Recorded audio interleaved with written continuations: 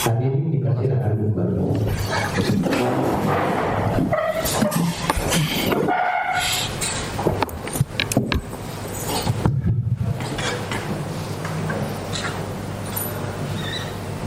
Sidang perkara pidana nomor 186 Kipsus 2021 Pengadilan Negeri Ciamis atas nama Haji Muhammad Osman dibukanya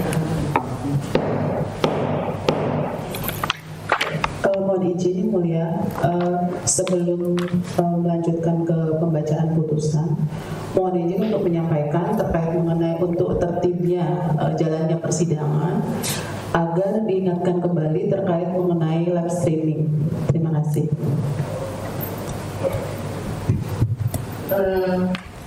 Seperti saya sampaikan dalam persidangan sebelumnya, untuk live streaming itu tidak diperkenankan tanpa izin, ya. Jadi harus ada izin.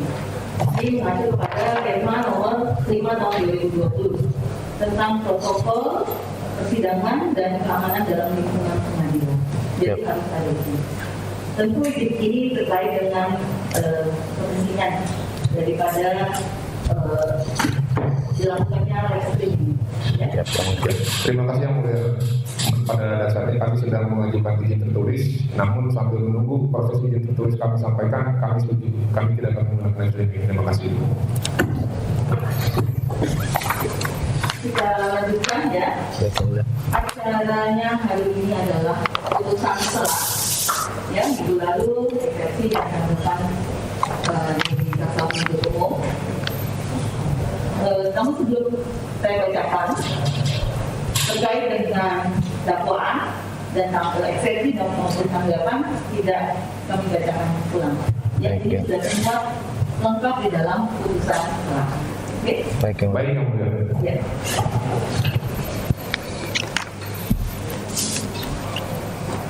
Putusan selah nomor 186 Kipsus 2021 Pengadilan Negeri Ciamis.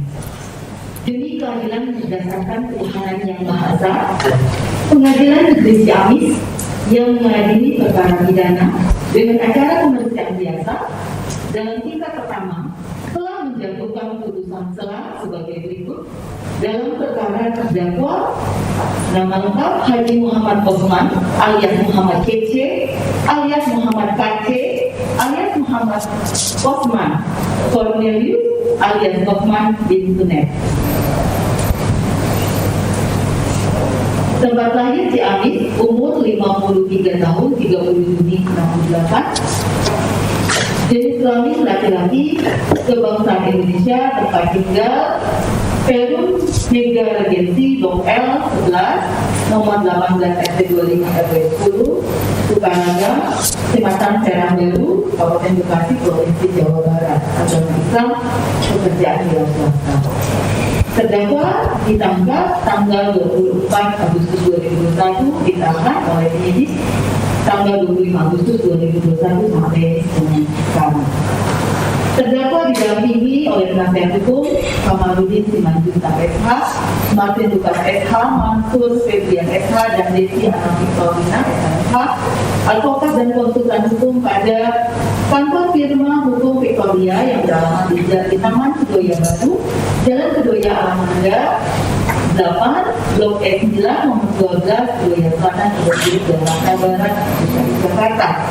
Berdasarkan surat kuasa khusus nomor 250 dari ekstraksi garis miring ekstraksi garis miring 9 garis miring 2021 emang sudah ya tanggal 25 November 2001 yang terdaftar pada Panitia Pengadilan Negeri Ciamis nomor 123 garis miring SK 2021 Ciamis tanggal 24 November 2021. Pengadilan negeri tersebut telah membaca penetapan kedua Pengadilan Negeri Ciamis nomor 186 Kipsus 2021 PM Ciamis tanggal 9 Desember 2021 tentang penunjukan majelis hakim.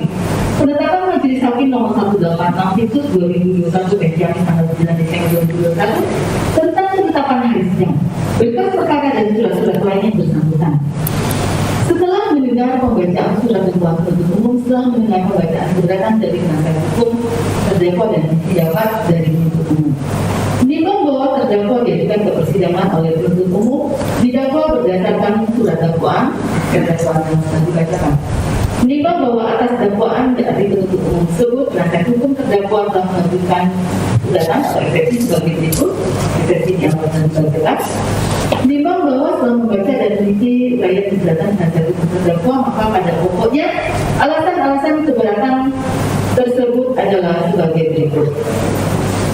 1. Surat dakwaan jaksa penuntut umum prematur karena penyidik dan jaksa penuntut umum sengaja mengabaikan ketentuan terdakwa wajib diberikan surat peringatan terlebih dahulu sebelum dipidana sebagaimana diatur dalam Undang-Undang Nomor 1 PMPS Tahun 1995 tentang pencegahan, penyalahgunaan dan atau penodaan agama atau Undang-Undang Penodaan Agama terkait penerapan pasal 156A Kitab Undang-Undang Hukum Pidana junto pasal 156 Kitab Undang-Undang Hukum Pidana. 2. Pengadilan Negeri Ciamis tidak berwenang memeriksa, mengadili dan memutus perkara ini karena menyangkut kompetensi relatif, yaitu tanggal 20 Agustus 2021 terdakwa membaca surat Al-Judul Azim ayat 10 di Wilayah Jurisdiksi Pengadilan Negeri Bandung, Bali. Terdakwa membacakan surat Maryam 10 ayat 1 di Wilayah Jurisdiksi Pengadilan Negeri Bandung, Bali. Terdakwa membacakan nas iblis adalah sumber segala dusta di wilayah jurisdiksi Pengadilan Negeri Bandung, Bali. Terdakwa menerjemahkan dan atau memadu salam dalam bahasa Arab dalam bahasa Indonesia di wilayah jurisdiksi Pengadilan Negeri Bandung, Bali. 3. Dakwaan mencantumkan pasal liar, yaitu pasal 14 ayat 1 dan 2 dan ayat 2 Undang-Undang Nomor 1 Tahun 1996 dan tidak ada dalam laporan polisi oleh pelapor pada tanggal 21 Agustus 2021. 4. Terdakwa diculik, ditahan, dimintai keterangan tanpa didampingi penasihat hukum dan terkadang penahanan berdasarkan keterangan pasal liar. 5. Dakwaan jaksa penuntut umum kabur obskur libero karena tidak jelas dan tidak lengkap karena terdakwa disebut sebagai kolaborator atau debater tanpa dijelaskan tentang siapa kolaborasi terdakwa dan siapa lawan terdakwa berdebat dan juga tanpa mencantumkan pasal 55 ayat 1 ke 1 Kitab Undang-Undang Hukum Pidana serta penyertaan danani dan atau mencantumkan pasal 56 Kitab Undang-Undang Hukum Pidana tentang pergaduhan. 6. Penyidik tidak mau memeriksa semua saksi dan ahli yang meringankan terdakwa. Penyidik sengaja mengesampingkan kata wajib dalam pasal 116 ayat 3 dan ayat 4 Undang-Undang Nomor 8 Tahun 2000 Pidana. 7. Penyitaan barang bukti tanpa adanya penetapan atau izin dari Ketua Pengadilan Negeri Bandung, Bali. Akibatnya penyidik melakukan ketentuan hukum khususnya bab 1 pasal 116 Undang-Undang Nomor 8 tentang hukum acara pidana.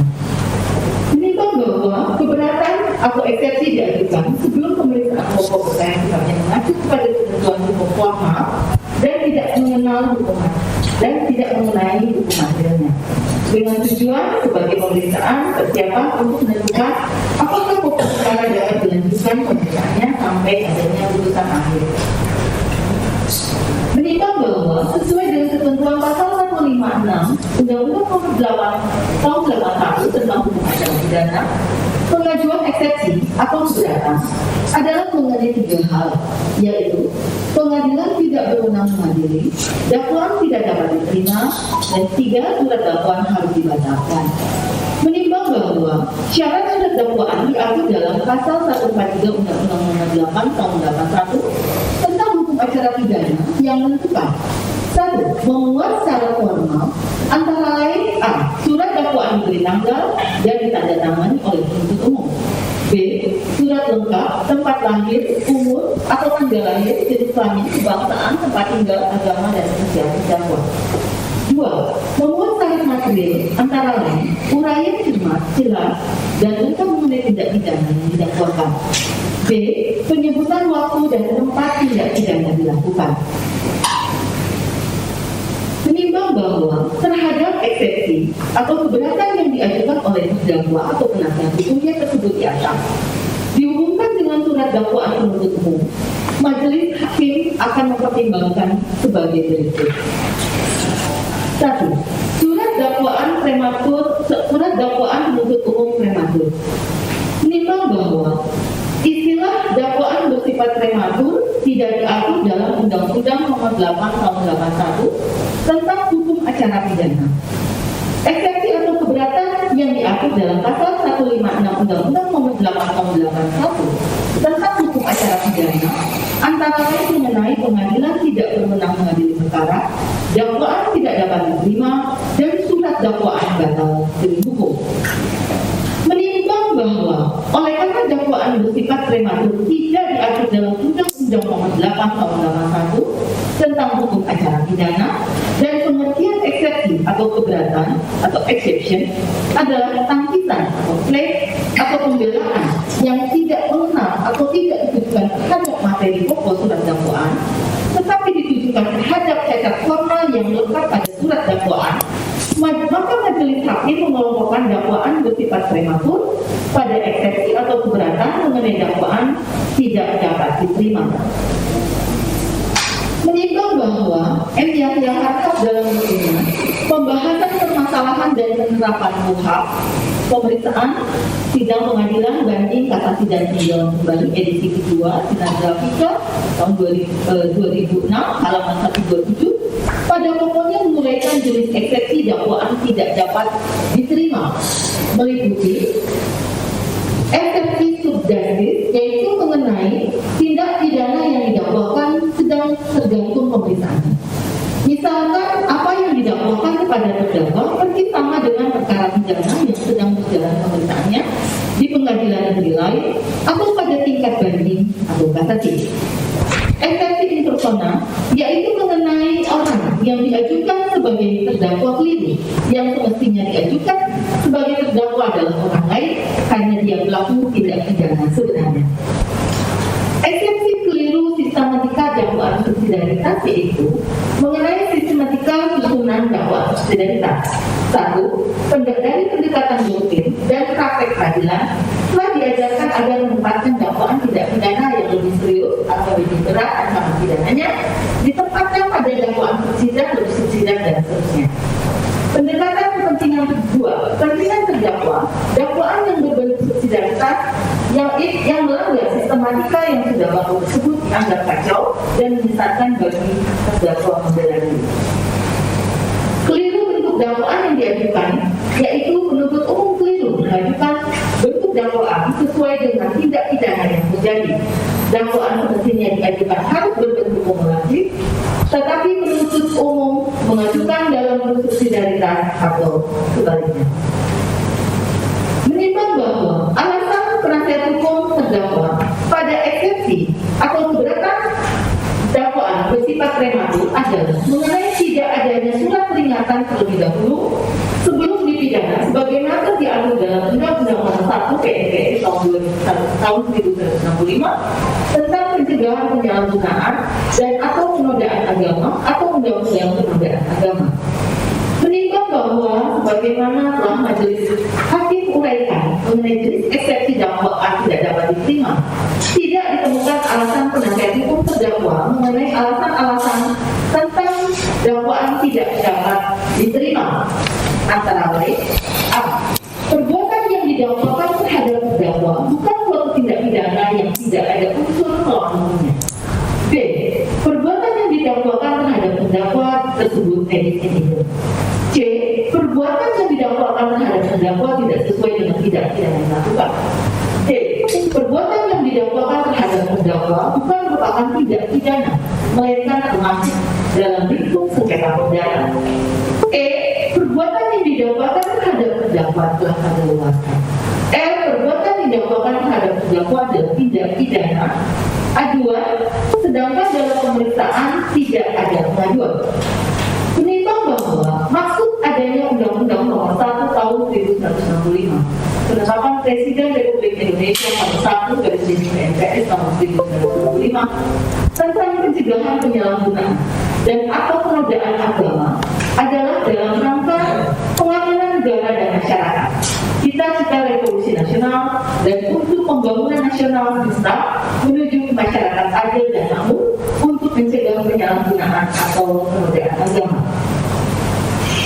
Menimbang bahwa adanya diskresi penuntut umum dengan tidak menerapkan ketentuan pasal 1 penetapan Presiden Republik Indonesia Nomor 1 PNPS tahun 1965 tentang pencegahan penyalahgunaan atau penodaan agama di dalam surat dakwaan, Majelis Hakim menilai menjadi kewenangan penuntut umum sebagaimana ketentuan pasal 2 Undang-Undang Nomor 2004 tentang Kejaksaan Republik Indonesia yang menegaskan penuntut umum adalah jaksa yang diberi wewenang oleh undang-undang ini untuk melakukan penuntutan dan melaksanakan penetapan hakim.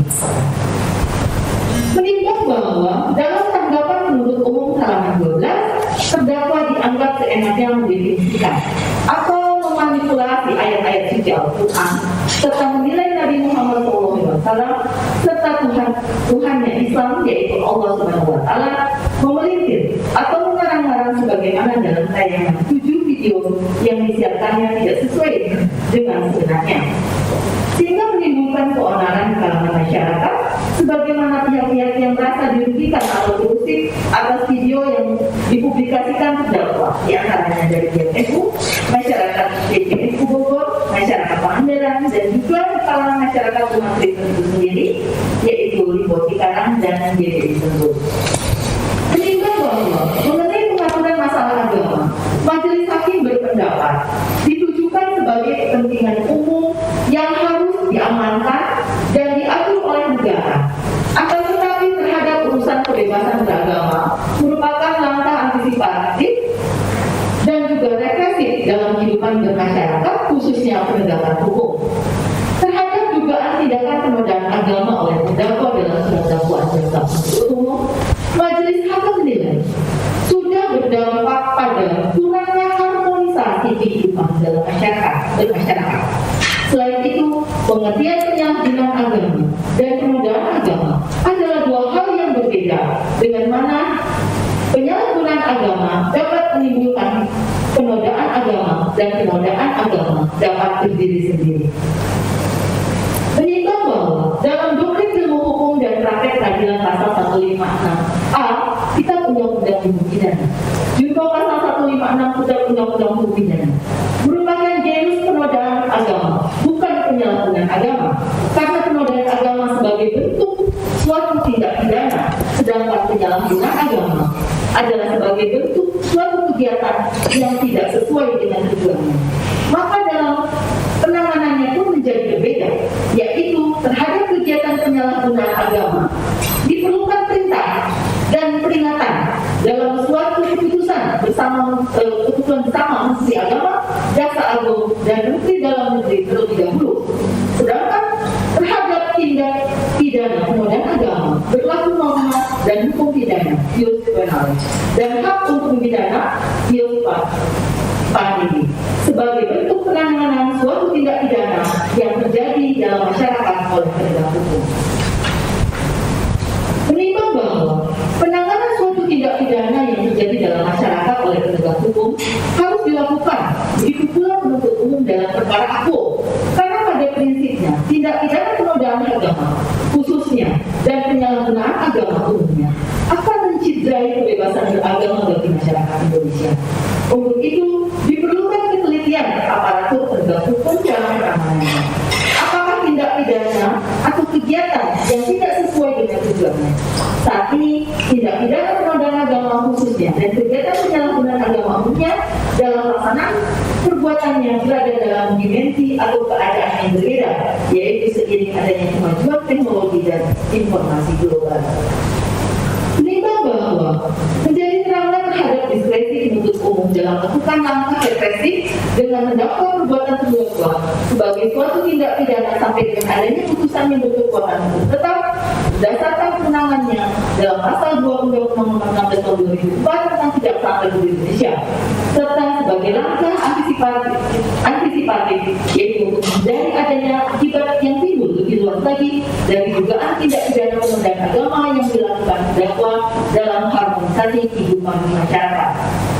Menimbang bahwa dengan demikian alasan penasihat hukum terdakwa tersebut bukanlah kategori jenis eksepsi, dakwaan tidak dapat diterima karena surat dakwaan penuntut umum prematur, sehingga sudah sepatutnya ditolak. 2. Pengadilan Negeri Ciamis tidak berwenang memeriksa, mengadili, dan memutus perkara ini karena menyangkut kompetensi relatif. 84 Undang-Undang Nomor 8 Tahun 81 tentang Hukum Acara Pidana menegaskan ayat 1, pengadilan negeri berwenang mengadili segala bentuk perkara mengenai tindak pidana yang dilakukan di dalam daerah hukumnya. Ayat 2, pengadilan negeri yang di dalam daerah hukumnya terdakwa bertempat tinggal berdiam terakhir di tempat ia ditemukan atau ditahan hanya berwenang mengadili perkara terdakwa tersebut. Apabila tempat kejadian sebagian besar saksi yang dipanggil lebih cepat pada tempat pengadilan negeri itu daripada tempat kedudukan pengadilan negeri yang ada di dalam daerahnya tidak pidana itu dilakukan. Ayat 3, apabila seorang terdakwa melakukan beberapa tindak pidana dalam daerah hukum berbagai pengadilan negeri, maka tiap pengadilan negeri itu masing-masing berwenang mengadili perkara pidana itu. Ayat 4, terhadap beberapa perkara pidana yang satu sama lain ada sangkut pautnya dan dilakukan oleh seorang dalam daerah hukum berbagai pengadilan negeri diadili oleh masing-masing pengadilan negeri dengan ketentuan dibuka kemungkinan menggabungkan perkara tersebut.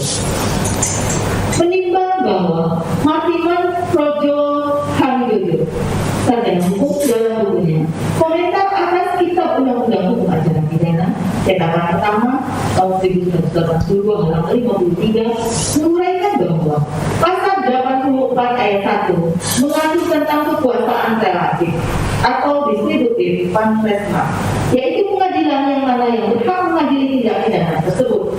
Pada ayat 1 tersebut mengandung asas bahwa yang berwenang mengadili adalah pengadilan negeri di mana tindak pidana itu dilakukan di wilayah hukumnya, atau disebut juga prinsip locus delicti.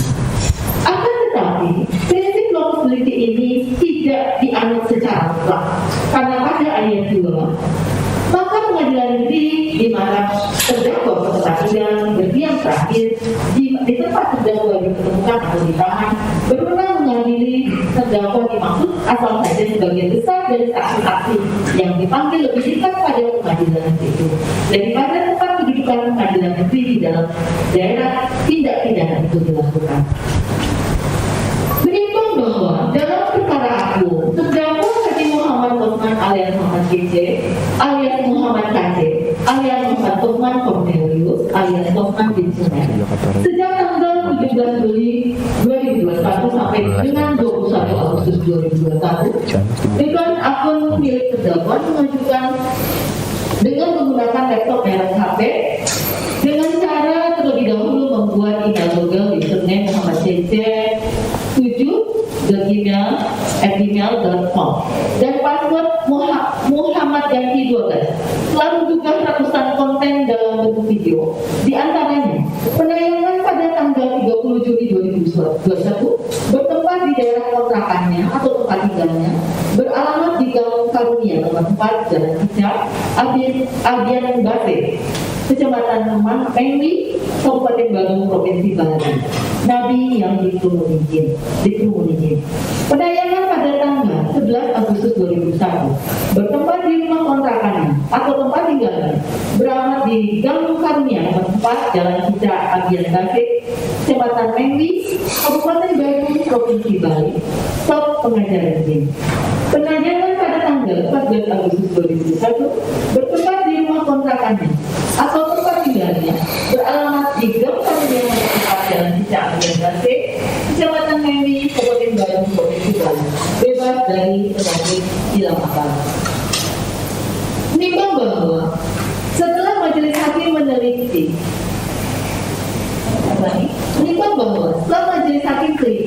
berita acara pemeriksaan kepolisian tertanggal 31 Agustus 2021 yang bersesuaian dengan tanggapan penuntut umum tanggal 10 Desember 2021. Alasan dipilihnya pengadilan judisialis untuk memeriksa dan mengadili perkara aku adalah karena dari keseluruhan saksi fakta yang diajukan oleh penyidik dan penuntut umum sebanyak 24 orang.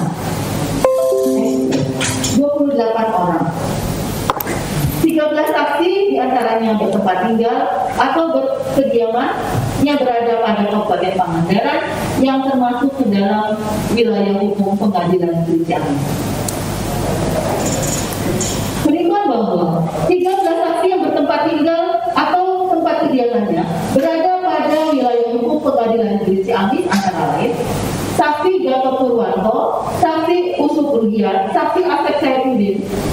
Kiai Haji Otong Aminuddin, saksi Kiai Haji Komarudin, saksi Miftahudin, 7 saksi Fahmi Aminuddin bin Kusnadi, 8 saksi Sunan Mulyadi, 9 saksi Artekiono, saksi Minuddin, saksi Deddy Hussein Dahlan, saksi Muhammad Jahid, dan yang 13 saksi Uus Husni Mubarok.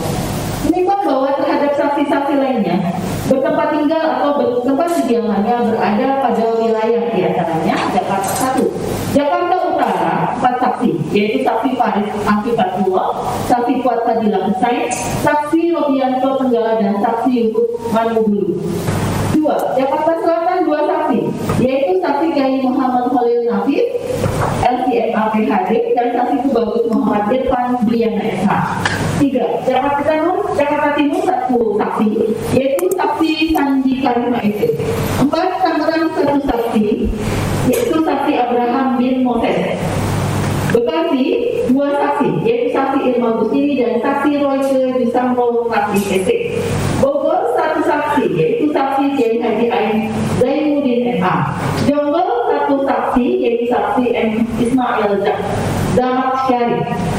Denpasar 1 saksi, yaitu saksi Yonatan Suliono. Menimbang bahwa dari kuantitatif angka, jelas saksi fakta yang diajukan oleh penyidik dan penuntut umum sebagian besar bertempat tinggal atau tempat kediamannya berada pada wilayah hukum Pengadilan Negeri Ciamis sebanyak sejumlah 13 orang saksi. Menimbang bahwa selain itu, dengan tidak berlakunya prinsip lokus delikti secara mutlak yang diatur dalam pasal 84 ayat 1 Undang-Undang Nomor 8 Tahun 81 tentang Hukum Acara Pidana dan instrumen pasal 84 ayat 1 Undang-Undang Nomor 8 Tahun 81 Acara Pidana telah memberikan kewenangan relatif pada Pengadilan Negeri Ciamis untuk memeriksa dan mengadili perkara akwo terhadap sebagian besar saksi bertempat tinggal atau tempat kediamannya berada dalam wilayah hukum Pengadilan Negeri Ciamis daripada tempat kedudukan Pengadilan Negeri Bandung Bali yang di dalam daerah hukumnya, di mana terdakwa telah menduga konten yang diduga sebagai suatu tindak pidana oleh penyidik atau penuntut umum. Menimbang bahwa dengan demikian alasan penasihat hukum terdakwa tersebut tidak dapat dikabulkan menurut hukum sehingga sudah sepatutnya ditolak.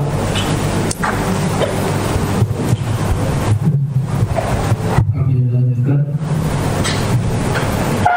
3. Dakwaan mencantumkan pasal liar, yaitu pasal 14 ayat 1 dan ayat 2 Undang-Undang Nomor 1 Tahun 46 yang tidak ada dalam lapor polisi oleh pelapor pada tanggal 21 Agustus 2021 dan terdakwa diculik, ditangkap, ditahan, dimintai keterangan tanpa didampingi penasihat hukum dan perpanjangan penahanan berdasarkan penetapan pasal liar serta penyitaan barang bukti tanpa adanya penetapan atau izin dari Ketua Negeri Bandung Bali. Menimbang bahwa sebagaimana pengertian eksepsi atau keberatan buka kurung exception tutup kurung yang pada pokoknya sebagai tangkisan buka kurung tutup kurung atau pembelaan yang tidak mengenai atau tidak ditujukan terhadap materi pokok surat dakwaan tetapi ditujukan terhadap catatan formal yang melekat pada surat dakwaan, maka penasihat hukum terdakwa harus menguraikan alasan-alasan mengenai pengadilan tidak berwenang menghadiri, dakwaan tidak dapat diterima, dan surat dakwaan harus dibatalkan. 5. Bahwa pasal 140 ayat 1 Undang-Undang Nomor 8 Tahun 81 tentang Hukum Acara Pidana menegaskan dalam hal penuntut umum berpendapat bahwa dari hasil penyidikan dapat dilakukan penuntutan ia dalam waktu secepatnya membuat surat dakwaan, dan pasal 143 ayat 1 Undang-Undang Nomor 8 Tahun 81 tentang Hukum Acara Pidana menegaskan penuntut umum melimpahkan perkara ke Pengadilan Negeri dengan permintaan agar segera mengadili perkara tersebut disertai dengan surat dakwaan. Menimbang bahwa sebelum majelis hakim mempertimbangkan apakah alasan-alasan penasihat hukum tersebut ditujukan terhadap catatan formal yang melekat pada surat dakwaan atau tidak, terlebih dahulu majelis hakim akan mempertimbangkan alasan penasihat hukum terdakwa mengenai surat dakwaan aku yang hanya ditandatangani seorang penuntut umum. Menimbang bahwa prinsip penyebutan tanggal dan penandatanganan sebagaimana diatur dalam pasal 143 ayat 2 Undang-Undang Nomor 8 Tahun 81 tentang Hukum Acara Pidana bersifat imperatif, akan tetapi tidak ada pengaturan dalam Undang-Undang Nomor 8 Tahun 81 tentang Hukum Acara Pidana, doktrin ilmu hukum maupun praktik peradilan yang menegaskan bahwa surat dakwaan harus ditandatangani oleh seluruh jaksa penuntut umum yang menangani suatu perkara. Menimbang bahwa penuntut umum dalam tanggapannya halaman 8 menyebutkan dasar hukum surat jaksa agung mudah tindak pidana khusus nomor R-13-13/FPK-2/08/1999 tanggal 10 Agustus tahun 1999 perihal surat dakwaan menyebutkan dakwaan ditandatangani oleh satu orang penuntut umum. Pada pokoknya meskipun dalam perkara tersebut diperintahkan lebih dari satu orang jaksa penuntut umum, namun terdakwa tersebut cukup ditandatangani oleh satu orang jaksa penuntut umum. Menimbang bahwa dengan ditandatangani surat dakwaan nomor register perkara _2 PDM _datar 1 Romawi _067 _Ciamis _11 tertanggal 17 November 2001 oleh salah seorang penuntut umum yang menangani suatu perkara, maka telah memenuhi syarat formal surat dakwaan sebagaimana diatur dalam pasal 143 ayat 2 Undang-Undang Nomor 8 Tahun 1 tentang hukum acara pidana. Menimbang bahwa dalam berkas perkara aku pada tanggal 24 Agustus 2001 Direktorat Reserse Kriminal Polri dalam suratnya nomor 2B/002-Romawi-Res-2.5/2001 Siber telah melakukan penunjukan penasihat hukum pada kantor hukum Adi Sogata. Menimbang bahwa pada tanggal 24 Agustus 2021 terdakwa membuat pernyataan penolakan untuk didampingi penasihat hukum yang dibuatnya dengan sebenar-benarnya atau kehendak terdakwa sendiri. Selain itu telah dibuat berita acara penolakan didampingi penasihat hukum tertanggal 24 Agustus 2001 yang ditandatangani terdakwa dan penyidik. Menimbang bahwa pasal 54 Undang-Undang Nomor 8 Tahun 1 tentang hukum acara pidana menegaskan guna kepentingan pembelaan tersangka atau terdakwa berhak mendapatkan bantuan hukum dari seorang atau lebih penasihat hukum selama dalam waktu dan pada setiap tingkat pemeriksaan menurut tata cara yang ditentukan dalam undang-undang ini. Menimbang bahwa selanjutnya pasal 55 Undang-Undang Nomor 8 Tahun 1 tentang acara pidana menegaskan untuk mendapatkan penasihat hukum tersebut dalam pasal 54 tersangka atau terdakwa berhak memilih sendiri penasihat hukumnya. Menimbang bahwa Martin Projo Hamijoyo Esa dalam bukunya komentar atas kitab hukum acara pidana cetakan pertama 1982 halaman 40 menguraikan 1. Pasal ini memberikan hak kepada tersangka atau terdakwa untuk mendapatkan bantuan hukum dari penasihat hukum dalam setiap tingkat pemeriksaan. Bahkan untuk pasal 9 bantuan hukum dapat diberikan sejak saat ditangkap atau ditahan. Ayat angka 2. Untuk pemerataan kesempatan memperoleh keadilan bagi yang tergolong miskin atau kurang mampu dalam perkara pidana, maka pemerintah dalam rangka pemberian bantuan hukum menyediakan anggaran dengan memberikan prioritas kepada golongan miskin atau tidak mampu untuk memperoleh bantuan dari seorang atau lebih penasihat hukum yang akan mendapat imbalan dari pekerjaan itu. Menimbang bahwa surat dakwaan diajukan penuntut dalam perkara aku terdakwa didakwa dengan jenis kombinasi dalam bentuk kumulatif alternatif, sedangkan dakwaan berbentuk kombinasi dalam praktek tidak menyalahi aturan tata tertib hukum acara pidana karena dakwaan kombinasi sampai saat ini masih diterapkan, dengan mana dakwaan yang dibuktikan pada terdakwa berdasarkan fakta yang terungkap di persidangan. Menimbang bahwa surat dakwaan aku yang disusun penuntut umum telah memenuhi rumusan sistematika dan bentuk dakwaan yang mana penuntut umum telah menempatkan dakwaan tindak pidana yang lebih serius atau yang lebih berat ancaman pidananya, yaitu dalam dakwaan pertama primer melanggar pasal 14 ayat 1 Undang-Undang Nomor 1 Tahun 46 tentang peraturan hukum pidana maksimal 10 tahun. Seharusnya ditempatkan pada subsidiar atau kedua atau tiga primer subsidiar. Menimbang bahwa pasal 56 ayat 1 Undang-Undang Nomor 8 Tahun 1 tentang hukum acara pidana menegaskan dalam hal tersangka atau terdakwa disangka atau didakwa melakukan tindak pidana yang diancam dengan pidana mati atau ancaman pidana 15 tahun atau lebih, atau bagi mereka yang tidak mampu yang diancam dengan pidana 5 tahun atau lebih yang tidak mempunyai penasihat hukum sendiri, pejabat yang bersangkutan pada semua tingkat keputusan dalam proses peradilan wajib menunjuk penasihat hukum bagi mereka. Menimbang bahwa dalam berkas perkara aku terlampir surat nomor 2B/002-Res-2.5/2021 Siber, penyidik telah melakukan penunjukan penasihat hukum pada kantor hukum Adi Sogata, maka penyidik telah melaksanakan kewajiban hukumnya menunjuk penasihat hukum bagi terdakwa yang saat itu sebagai tersangka. Hak seorang tersangka atau terdakwa memperoleh pendampingan penasihat hukum telah gugur apabila secara tegas tersangka atau terdakwa menolak sebagaimana surat pernyataan penolakan untuk didampingi penasihat hukum tertanggal 24 Agustus 2001 dan berita acara penolakan didampingi penasihat hukum tertanggal 24 Agustus 2001 yang ditangani terdakwa dan penyidik.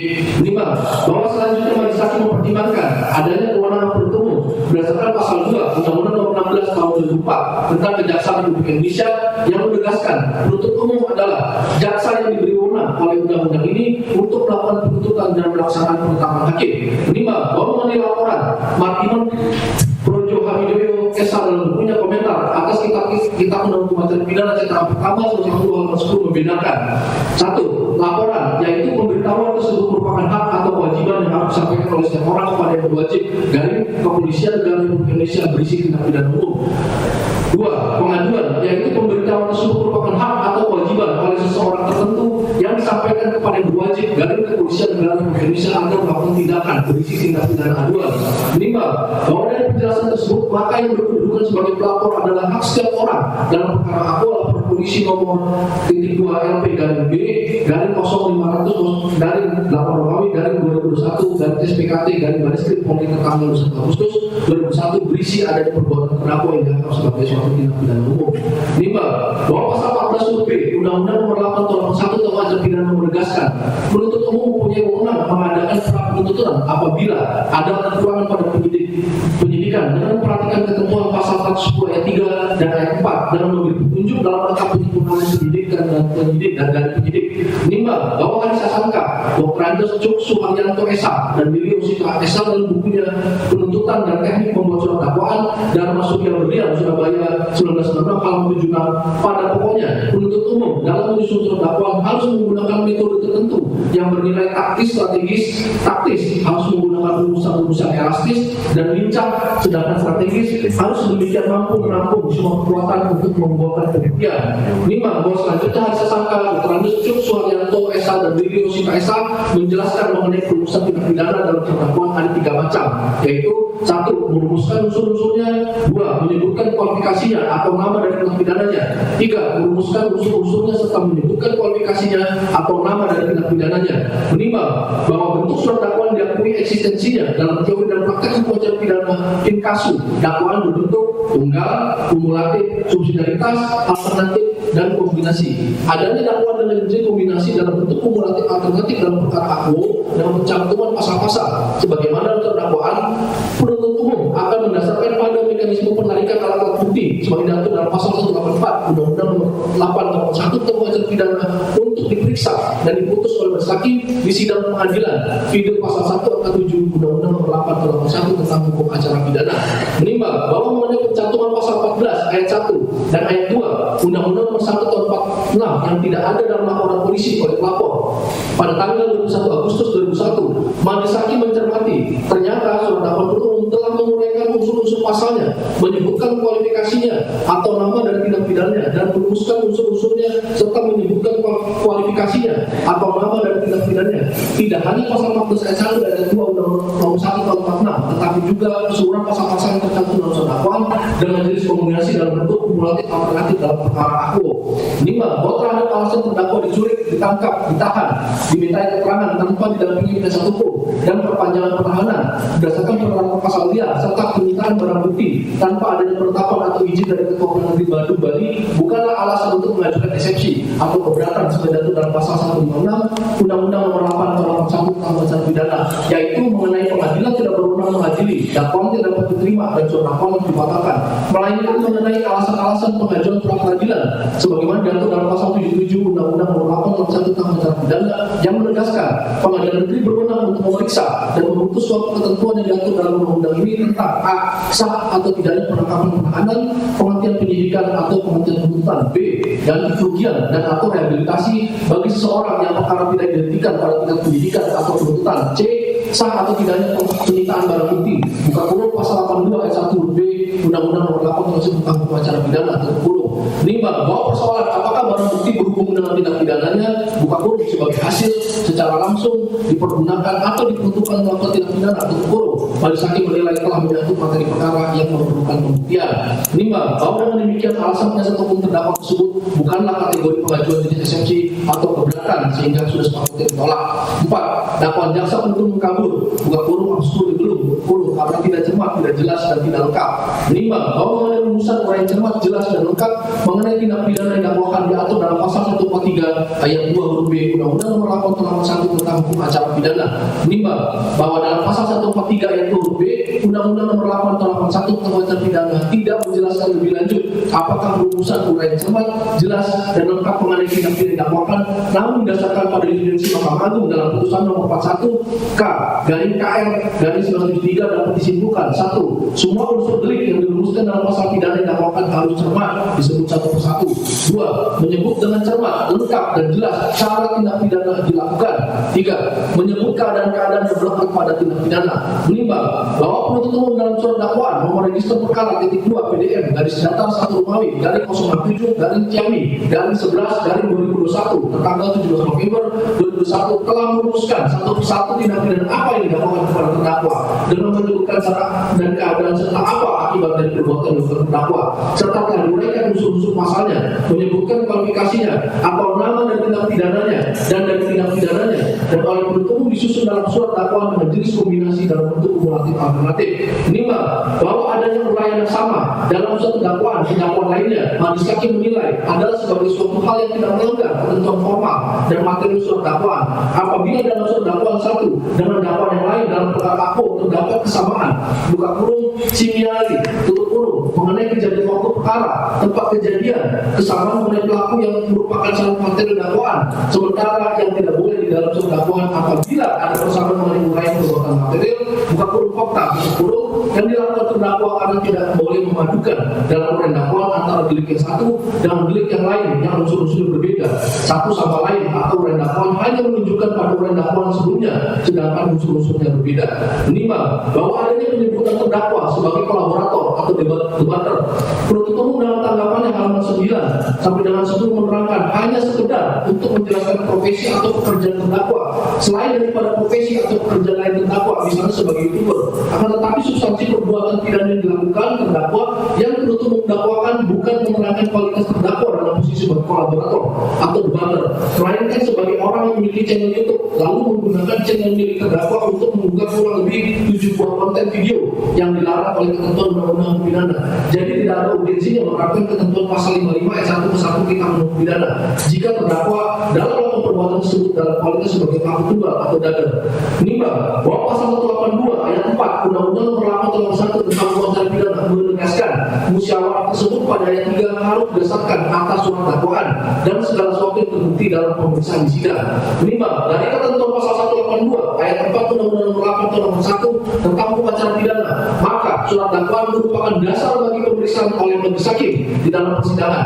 Selain berfungsi sebagai dasar bagi pemeriksaan di persidangan, surat dakwaan juga berfungsi sebagai dasar bagi penuntut umum dalam mengajukan tuntutan pidana terhadap terdakwa, serta sebagai dasar bagi terdakwa untuk membela dirinya dan sebagai dasar bagi majelis hakim untuk menjatuhkan putusan.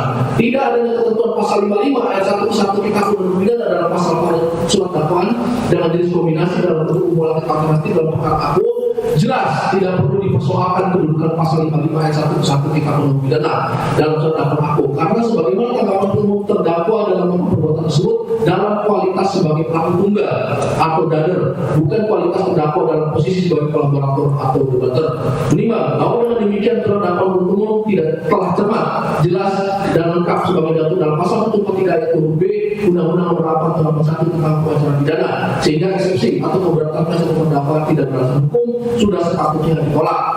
5. Penyidik tidak mau memeriksa semua saksi dan ahli yang meringankan terdakwa. 5. Bahwa pasal 119 Undang-Undang Nomor 8 Tahun 1 tentang hukum acara pidana menegaskan ayat 3, dalam pemeriksaan tersangka ditanya apakah ia menghendaki didengarnya saksi yang dapat menguntungkan baginya dan bila mana ada maka hal itu dicatat dalam berita acara.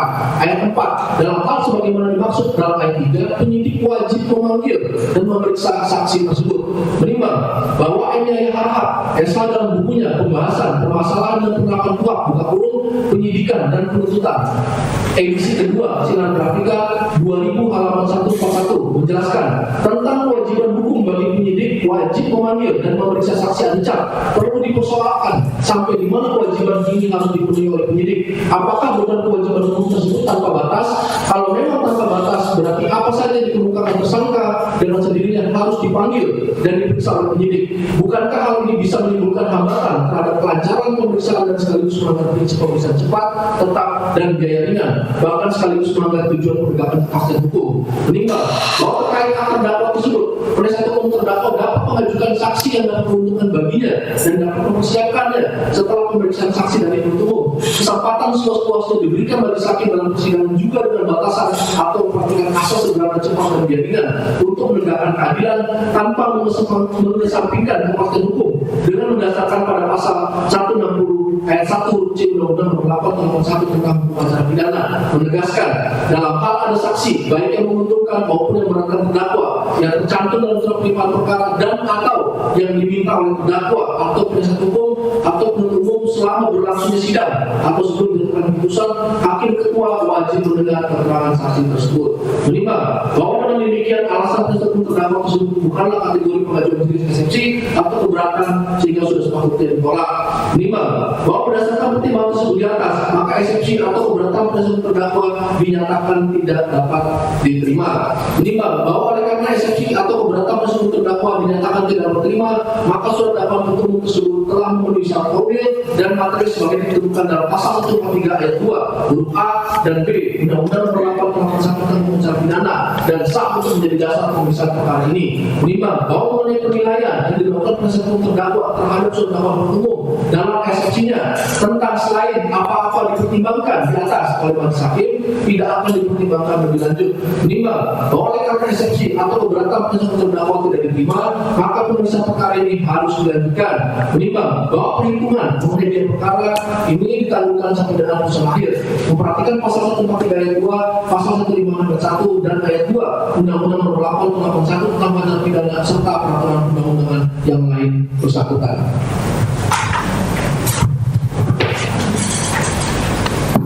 Mengadili 1. Menyatakan eksepsi atau gugatan penasihat hukum terdakwa tidak diterima. 2. Memerintahkan penuntut umum untuk melanjutkan pemeriksaan perkara pidana nomor 186 Yesus 2021 Cicamis atas nama terdakwa Muhammad Kosman alias Muhammad KC alias Muhammad KC alias Muhammad Kosman Cornelius alias Kosman bin Suneh menangguhkan biaya perkara sampai dengan putusan akhir. Demikianlah diputus dalam sidang permusyawaratan Majelis Hakim Pengadilan Negeri Ciamis pada Jumat tanggal 9 Desember 2021 oleh Pipi Purnamawati SHMH sebagai hakim ketua, Ahmad Girnuzara SMH, Redika ND SMH, masing-masing sebagai hakim anggota yang diucapkan dalam sidang terbuka untuk umum pada hari Kamis tanggal 16 Desember 2021 oleh Pipi Purnamawati SHMH sebagai hakim ketua, Ahmad Girnuzara SMH dan Islam Muharram SH masing-masing sebagai hakim anggota, dibantu oleh dan Banda dan Eno dan yang hukum pengadilan daripada Pengadilan Negeri Ciamis serta dihadiri oleh Samdan Tanjung DSC SH DKK, para penuntut umum dan terdakwa dengan didampingi para penasihat hukum terdakwa. Demikian ya. Jadi putusan telah sudah dibacakan. Perkara ini perkara sama terdakwa di Muhammad Kosman akan dilanjutkan. Baik, Yang Mulia. Untuk selanjutnya, ya, karena kita acara nanti ada pemeriksaan saksi, ya, saya ingin bertanya terlebih dahulu kepada penuntut umum saksi yang akan diajukan minggu depan. Berapa orang diperkirakan? 10. Kurang lebih 10 saksi majelis. Oke. Kalau memang bisa selesai dalam 1 hari, ya hari Kamis misalnya, kalau tidak selesai dan kita akan maraton ke hari Jumat. Siap. Ya, demikian. Izin Yang Mulia.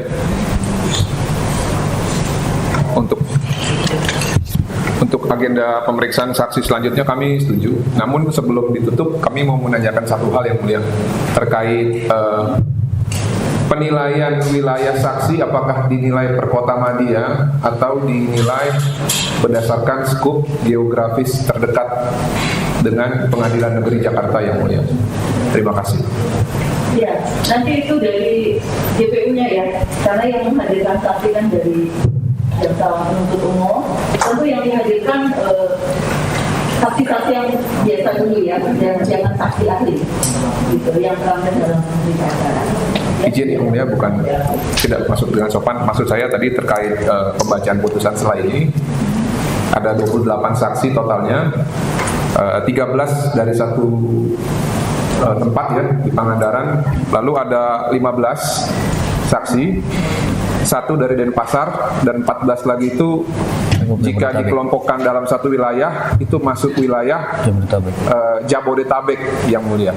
Nah makanya saya mau menanyakan mewakili terdakwa, apakah penilaian yang digunakan itu spesifik melihat kota Madia-nya atau dilihat dari keseluruhan ruang lingkup Baik. Jakarta Raya Jabodetabek? Terima kasih. Baik ya, bisa dijawab sudah dituangkan lengkap dalam putusan selain, tapi kita kalian pertanyaan kita jawab. Ya.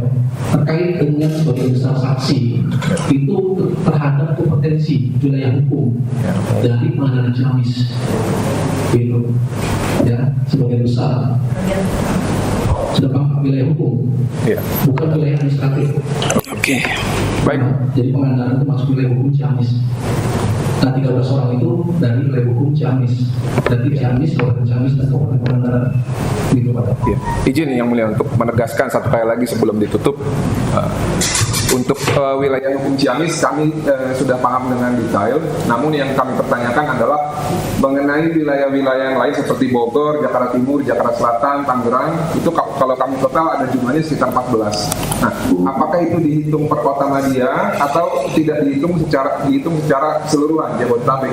Wilayah tadi dari jawab Pak, wilayah administrasinya itu lebih sedikit dibandingkan wilayah hukum Ciamis. Ciamis kan 13. Wilayah administratif yang lain itu terpecah. Jakarta Timur 2, Bandung, Bali 1, Jawa Timur ya, diklasifikasi. Baik. Saya hanya mau menegaskan doang yang mulia. Terima kasih. Kami juga tegaskan tadi. Sudah ini tadi sudah Sudah dibahas dalam putusan selain. ada wilayah hukum. Satu, Bang. Oke, Yang mulia mohon izin, terkait kemarin ketika kita pengajuan saksi, dari tanggapan jaksa penuntut umum ada saksi dari kami yaitu inisial KHK, Kiai Haji Komarudin, pemilik pondok pesantren di Cimerak. Itu saksi yang meringankan dari Bapak Haji Muhammad Kosman, namun dimasukkan ke bagian saksi yang memberatkan. Itu koreksi dari kami yang mulia. Nah kami sudah ada di dalam BAP ya, sudah ada dalam BAP. Itu nanti kita akan periksa yang siapa yang akan diajukan oleh itu. Baik yang mulia. Jadi kalau bisa diperiksa semua sebetulnya ya, tetapi kalau ini kewenangan kembali lagi kepada jaksa penuntut umum. Nanti akan diajukan itu yang mana? Ya apakah seluruhnya atau kalau dia enggak itu hanya beberapa misalnya. Baik, terima kasih yang mulia. Jadi dari penasihat hukum kira-kira berapa orang untuk nanti ada cat rencananya? Estimasi 7 yang mulia. 7 sampai 10. Ada saksi ahli atau sudah? Ada. Termasuk saksi ahli? Belum. Terpisah. Saksi ahli itu? Kurang lebih 4 yang mulia. Oh. Jadi kita bisa rencanakan diperkirakan antara 2 minggu seperti itu ya. Siap yang mulia. Jadi kita akan sidang selanjutnya untuk saksi itu tanggal hari Kamis ya. Tanggal 23 Desember. Boleh. Jam 9 aja ya. Boleh yang mulia. Siap yang mulia. Setengah 9. Tapi kita siap-siap juga kalau memang tidak selesai urusan itu kita akan alihkan ke hari Jumat. Baik. Yang mulia. Terima kasih. Demikian ya, sidang selesai.